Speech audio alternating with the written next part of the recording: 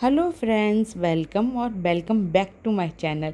तो बताइएगा क्या हाल है आप लोगों का, और please like share and subscribe ज़रूर कीजिएगा चैनल को।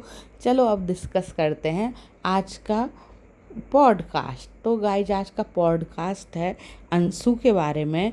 जो अंशु का नया ब्लॉग आया है जिसमें नॉर्मल ही वो अपना दिनचर्या बता रही थी कि कैसे रील्स में वो इतना करती है। नॉर्मल ही उनका दिन जा रहा था कि अचानक से उनके मम्मा रोने लगती है और रोते रोते वो ये बोलती हैं, फ्लैपी से रिक्वेस्ट करती हैं कि हमारे यहाँ जो जवान जवान लोग जो ईश्वर को प्यारे हो जाते हैं, जो अपनी मतलब यंग एज में ख़त्म हो जाते हैं, उनका श्राद्ध नहीं होता है।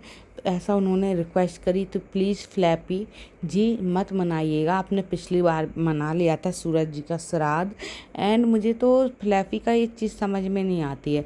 उसने सूरज जी को कितना बदनाम किया, सूरज भैया को इतना उल्टा सीधा बोला सब किया। उसके बाद इतनी हिम्मत, इतने गट्स हैं कि उनकी फ़ोटो लेके तुम श्राद्ध मना रही हो।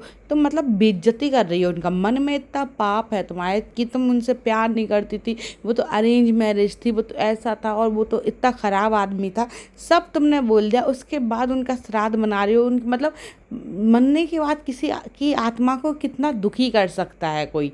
इस औरत से सीखे। एक तो उसके बच्चे छीन लिए, उनके दादा दादी का सहारा थे वो बच्चे, और बच्चों के लिए भी अच्छा होता अगर वो उस घर में रहते। उनके पापा उस घर में बड़े हुए हैं, उस घर में उनकी यादें हैं, बच्चे उनकी यादों के साथ जीते।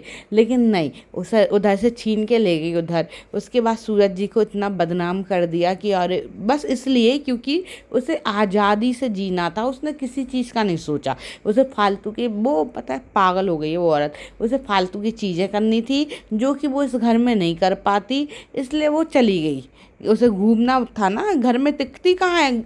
किशन जी ले आई है लेकिन टिकती नहीं है कि टिक के रहे। कभी एक महीने घर में टिक के अच्छे से रहे। बच्चों जो नॉर्मल हाउस वाइफ होती है ना, नॉर्मल लड़कियां होती है ना, कंटेंट क्रिएशन भी कर रहे हो, लेकिन दो बच्चों की जिम्मेदारियां होती है ना, जिसपे उनमें हिम्मत नहीं होती है कि बच्चा स्कूल जा रहे हैं, बच्चों को देखना, उसके बाद तुम जाके रोज़ घूम रहे हो, रोज़ ये कर रहे हो। तुम इतने अमीर भी नहीं हो कि 10 नौकर रख लो, ठीक है। और तुम्हारे घर का मायके का माहौल देखो, तुम्हारे यहाँ कितना बेकार बेकार लोग हैं। तुम्हें अपने बच्चों की डर नहीं लगता है। लेकिन नहीं, सब बुराइयां तो ससुराल में ही हैं। तो फ्लैपी जी से रिक्वेस्ट करी गई है कि प्लीज़ श्राद्ध मत मनाइएगा। और क्यों मनाना, जब मन में तुम्हारे कुछ है भी नहीं तो उनको क्या ऑफरिंग दोगी तुम, क्या चढ़ाओगी। नहीं करना चाहिए ऐसा। फ्लैपी को बहुत गलत करती है वो।